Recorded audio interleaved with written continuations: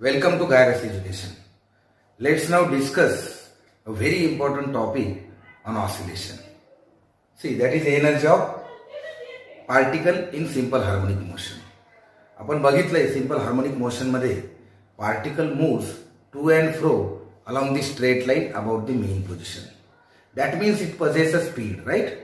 आणि स्पीड आला म्हणजे त्याला तिथे काय असली पाहिजे? Kinetic energy. Secondly, in case of SHM, we know the restoring force continuously acts on a particle and it tries to bring that particle back to the mean position always. मग जेव्हा तो particle from mean position towards the extreme position move होत असतो, either positive or negative डायरेक्शनला, it moves against the restoring force all the time, right? That means to achieve that movement in an incremental manner, it has to work against the restoring force every time, right? म्हणजे सांगायचं तात्पर्य काय मित्रांनो, की स्पीडमुळे त्याला kinetic energy आहे ते ठीक आहे, it possesses a kinetic energy on account of its motion. But secondly, as it is continuously moving against and in the direction of restoring force, it must be doing some work.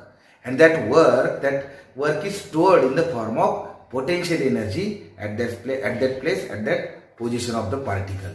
म्हणजेच the total energy of particle in simple harmonic motion is algebraic sum of this kinetic energy and potential energy.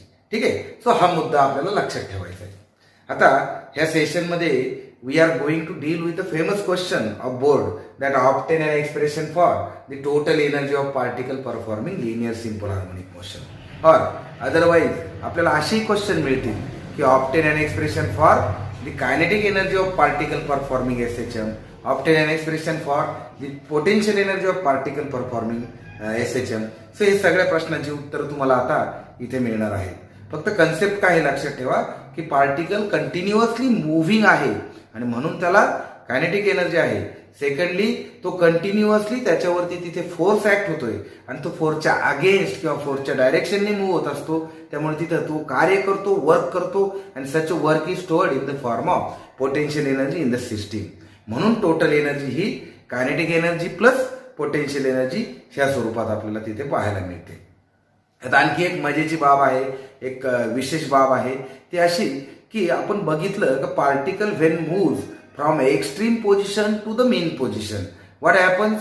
It is accelerated, right? Because the acceleration is towards the mean position and due to this acceleration its velocity increases and it becomes maximum at the mean position. पण त्याच्यामुळं काय होतं मित्रांनो, त्या main पोझिशनला त्याची जी kinetic energy असते ती मॅक्झिमम असते, रादर जी काही टोटल एनर्जी पार्टिकलमध्ये असती that is because of the mean position only. त्याच वेळेस तो जेव्हा मेन पोझिशनकडनं एक्स्ट्रीम पोझिशनला मूव्ह होत असतो, तो अगेन्स्ट दी रिस्टोरिंग फोर्स मूव्ह होत असतो, अगेन्स्ट दी ऍक्सलरेशन त्याची मोशन असते आणि त्या ठिकाणी त्याची व्हेलॉसिटी डिक्रीज होत जाते आणि इनफॅक्ट मेन पोझिशनला त्याची व्हेलॉसिटी किती होते? 0 होते. मग त्या ठिकाणी त्याच्यात जी काही एनर्जी असते that is because of the potential energy only. म्हणजेच ह्या ज्या कायनेटिक आणि पोटेन्शियल एनर्जी आहेत in simple harmonic motion, they are always interchangeable at different position. मग एका सर्टेन पोझिशनला ह्या एनर्जी इक्वल पण असतात, म्हणजे कायनेटिक एनर्जी आणि पोटेन्शियल एनर्जी सारख्या असतात आणि त्यांची व्हॅल्यू त्या पोझिशनला त्या केसमध्ये तिथे टोटल एनर्जीच्या निम्मी असते, म्हणजे ती इक्वली डिस्ट्रीब्यूट झालेल्या असतात. तर असे काही इंटरेस्टिंग फॅक्ट म्हणजे स्पेशल केसेस देखील आपण या टॉपिकमध्ये डिस्कस करणार आहोत. सो आपण एखादा एक पार्टिकल कन्सिडर करूया का जो सिंपल हार्मोनिक मोशन करतोय आणि त्याची टोटल एनर्जी आपण ऑब्टेन करूया and then from that mathematical discussion of energy will have different point to discuss. ठीक आहे. So let us consider a particle performing linear SHM on a straight line as shown in figure. Let O be the mean position about which the particle will move. Then here let A be the extreme position on the rightmost side, B be the extreme position on leftmost side. Let at some time t particle be at a distance x from the mean position. ठीक आहे. एक time t ला particle x इतक्या अंतरावर आहे असं आपण गृहीत धरू. ते आता इथे व्यवस्थित लक्ष द्या मित्रांनो. Let x be the displacement of particle, v be the velocity of particle. मी ते लिहितो लागलं तर let x is equal to displacement of particle, displacement from mean position, then your v is velocity at time t, okay, at time t is acceleration at time t. We don't need acceleration actually, but still I will write. Then m is the mass of particle, then let omega is equal to angular frequency, omega is equal to square root k upon m. K is your force constant, ठीक आहे. अजून काय लागेल आपल्याला? We have x, we have omega, we have a, capital A be the amplitude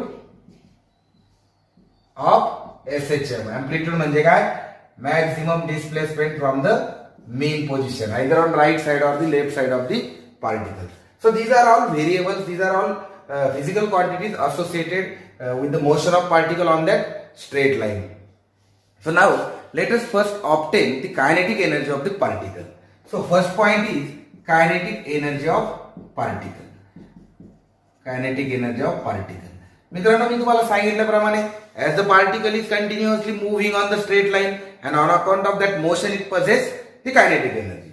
Now by basic definition we know kinetic energy is equal to 1/2 mv square, right? कुठल्याही moving मासची kinetic energy काय असते? With velocity v 1/2 mv square. आता here v is equal to किती असतो तो? Omega under root a square minus x square.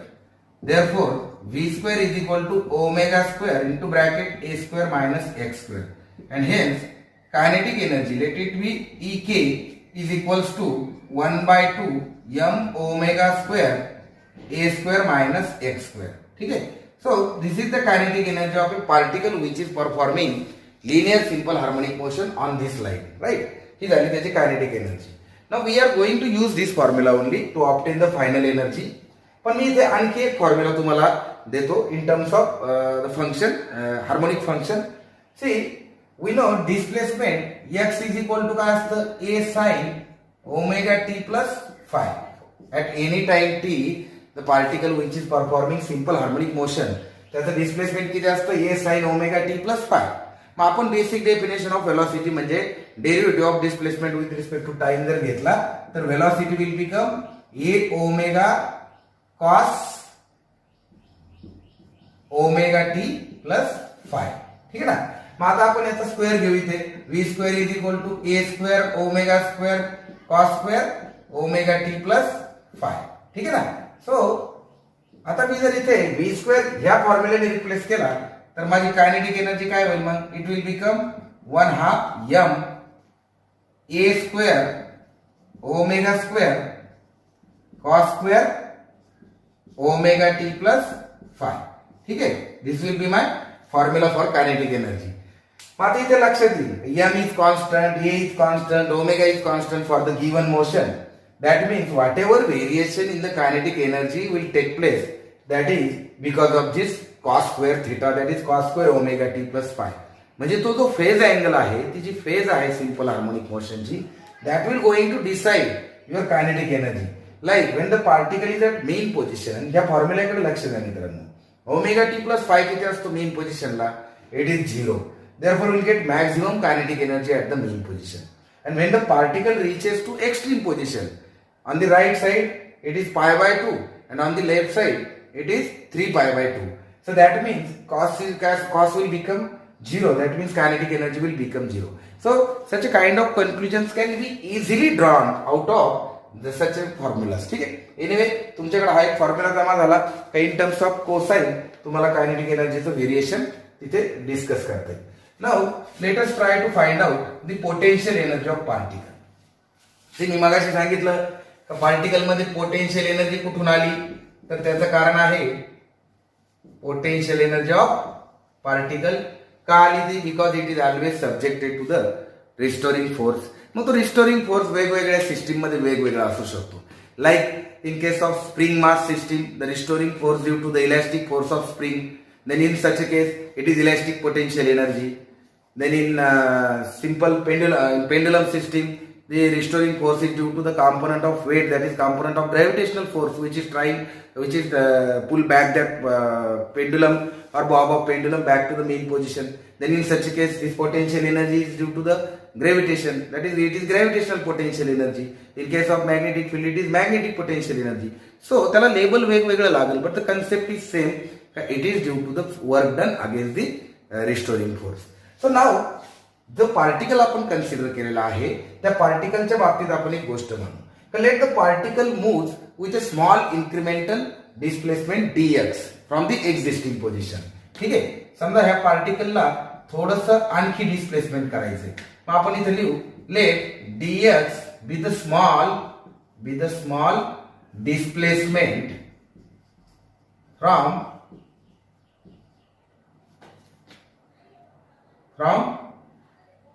Point P. ठीक है ना, point P against the restoring force let us say F is equal to minus kx. ठीक है, आपल्याला माहिती आहे रिस्टोरिंग फोर्स काय असतो, F is equal to minus kx.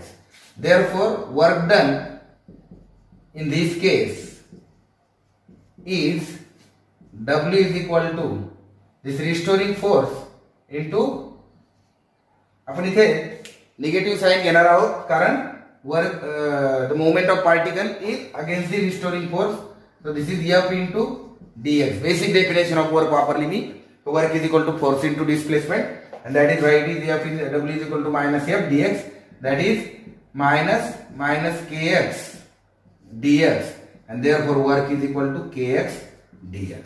ठीक है मित्रांनो, so this is the small work done we can say to achieve the small incremental or very small displacement or very small state by the particle. मग आता हा particle असाच मीन position पासून extreme position कडे जाताना छोट्या छोट्या डिस्प्लेसमेंट मध्ये पुढे तो मूव्ह होत असतो. राईट, म्हणजे प्रत्येक वेळेस तो असे छोटे छोटे वर्क डन करतो.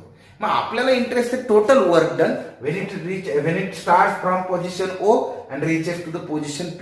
मग ऑब्विसली आपल्याला याचं इंटिग्रेशन घ्यावं लागेल.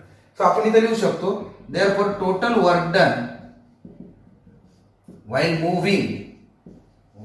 moving from 0 to P किंवा O to P, that is from x is equal to 0 to x is equal to x, is W is equal to integration dW, that is integration इथे x is equal to 0 to x is equal to x. म्हणजे ह्या position पासून तर ह्या position मध्ये obviously in time t is integration of this, that is kx dx, which is k into x square by 2. ठीक है ना.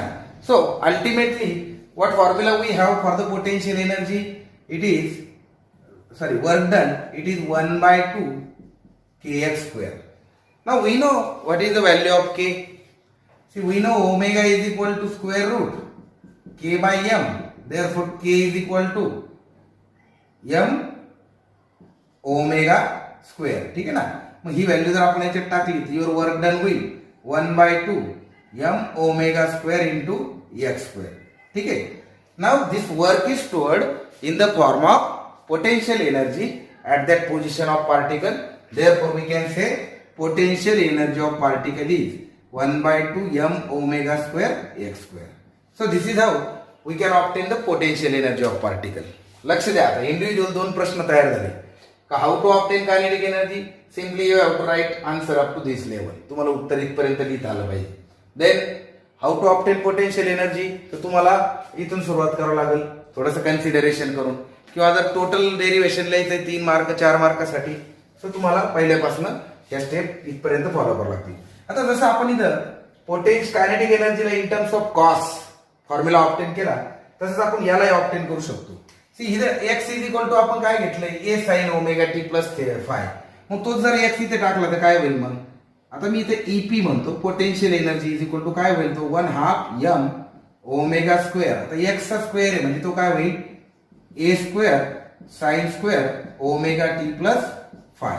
ठीक आहे.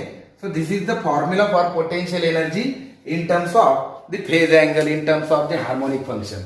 Now you can see m omega and a are constant, hence the variation in potential energy is in accordance with the sine square theta, that is sine square omega t plus phi.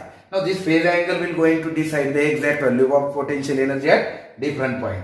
Like हा जर 0 घेतला, हा 0 कधी येईल phase when the particle is at mean position. Sine 0 0 येतो म्हणून total expression 0 होईल. That means at mean position is potential energy in the particle is 0.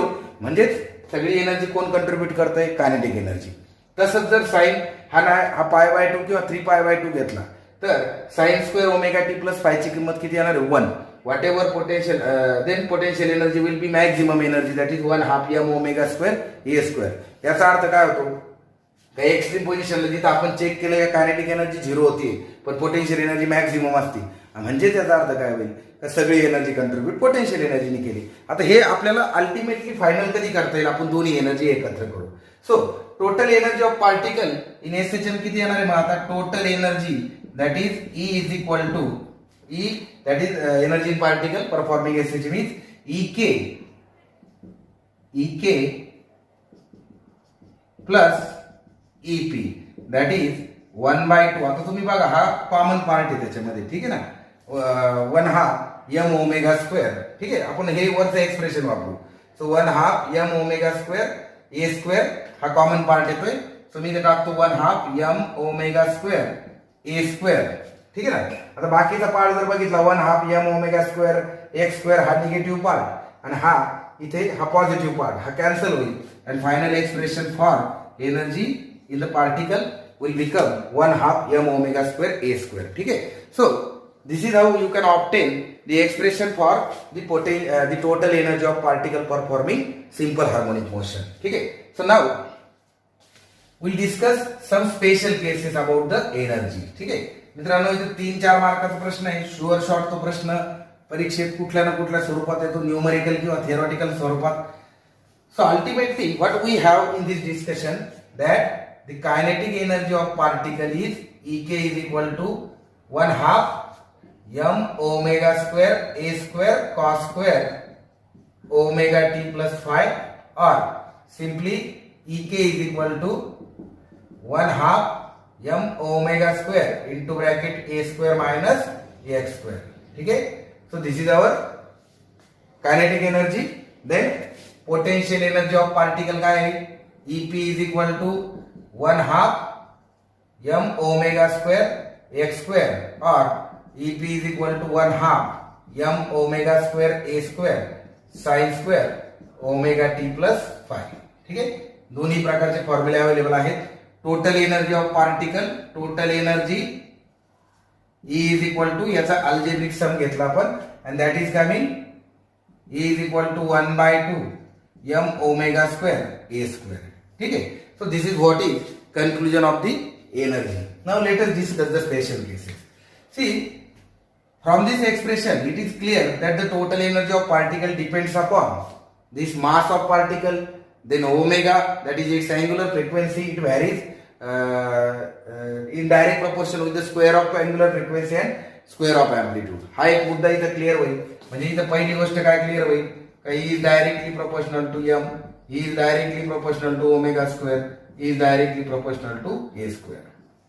आता हे एक्सप्रेशन आपण थोडंसं चेंज करू. We know omega is equal to 2πm. ठीक आहे ना. जर आपण फ्रिक्वेन्सी ऑफ एसएचएम घेतली तर ओमेगा इज इक्वल टू किती आहे? 2πm. Therefore E is equal to किती येणार आहे? हा फॉर्म्युल्यात किती टाकू आपण? हा 1/2 तासाच m ना ओमेगा स्क्वेअर म्हणजे हा किती होईल? 4π square n square into a square. That is ultimately हा 2 दुने 4 म्हणजे हा होईल 2π square m into n square into a square. This is another expression for energy. ठीक आहे. आता इथे काय लक्षात येईल का E is directly proportional to n square and E is directly proportional to a square. हे ऍडिशनल झालं. आता आपण we know n is equal to 1/t. Therefore E is equal to काय येणार आहे मित्रांनो? हा 2π स्क्वेअर तसाच m तसाच n स्क्वेअरच्या ऐवजी इथं काय होईल आता?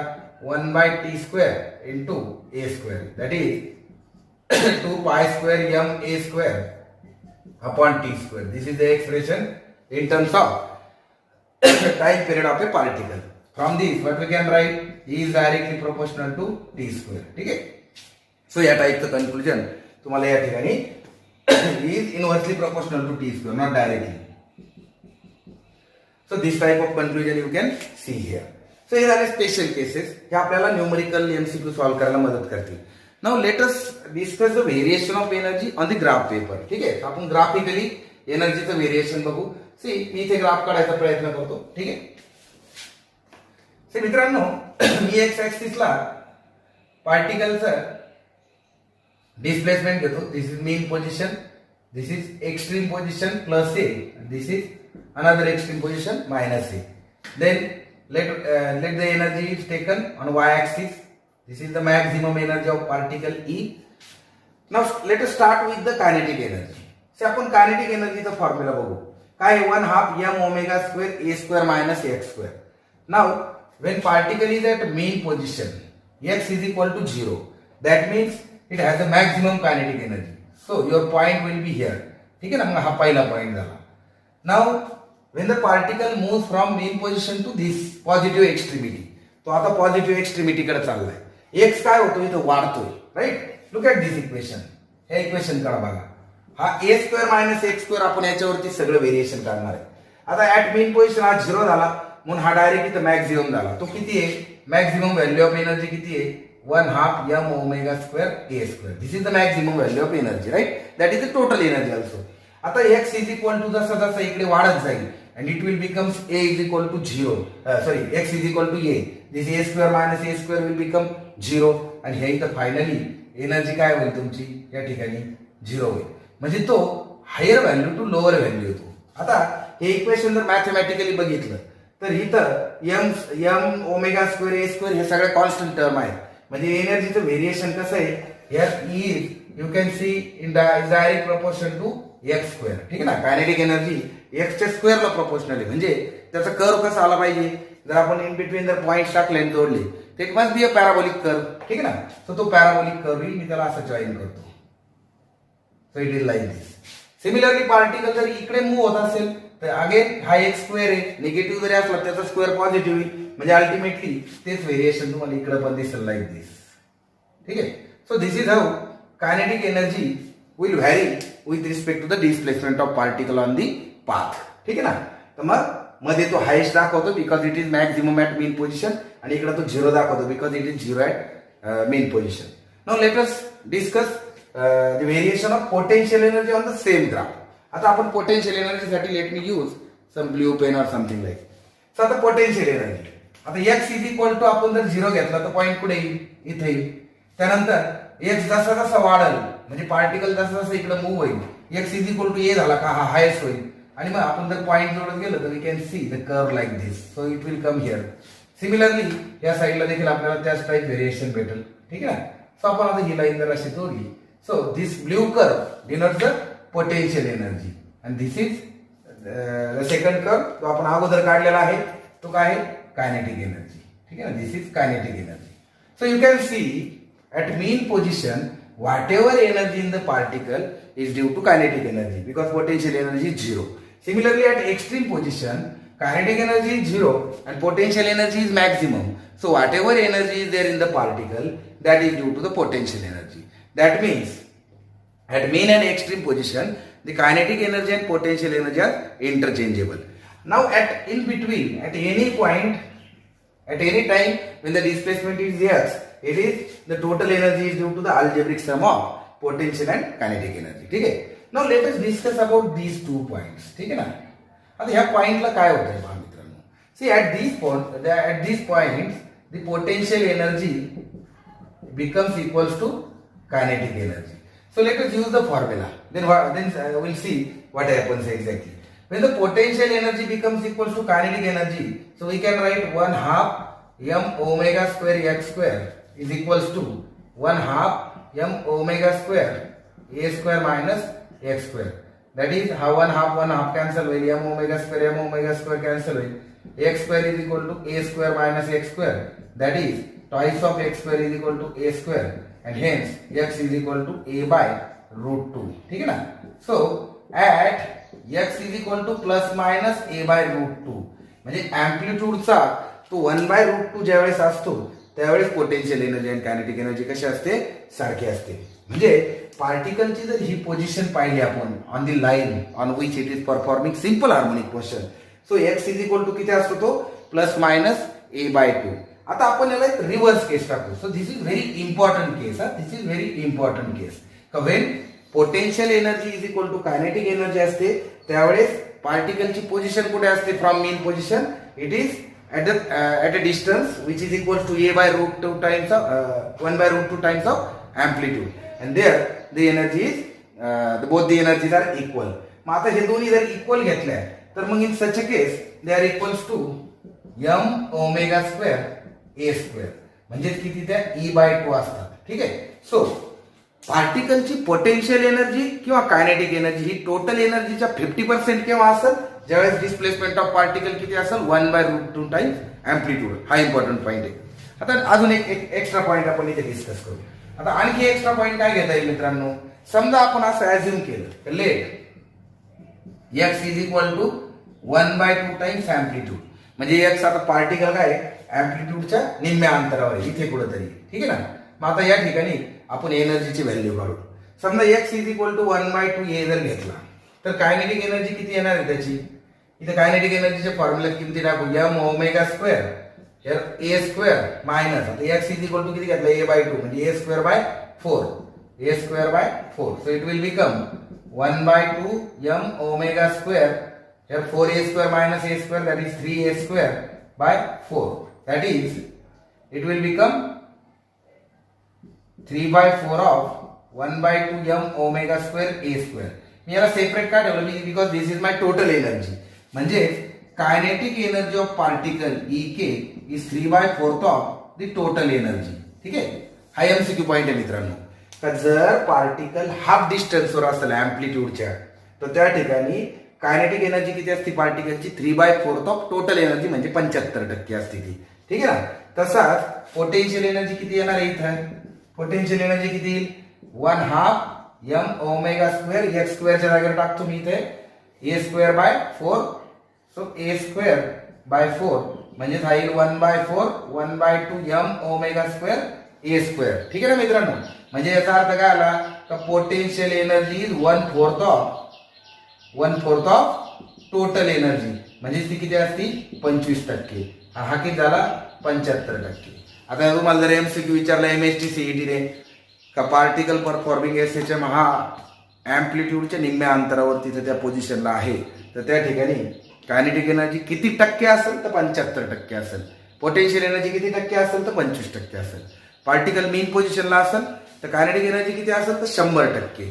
पार्टिकल एक्स्ट्रीम पोझिशनला असेल तर पोटेन्शियल एनर्जी किती असेल 100%. व्हेरिएशन तुमच्या समोर आहे.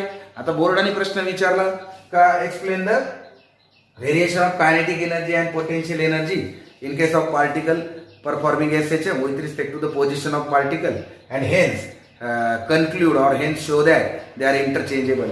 तर हा ग्राफ काढून तुम्ही ते कन्क्लुजन कधीही लिहू शकता.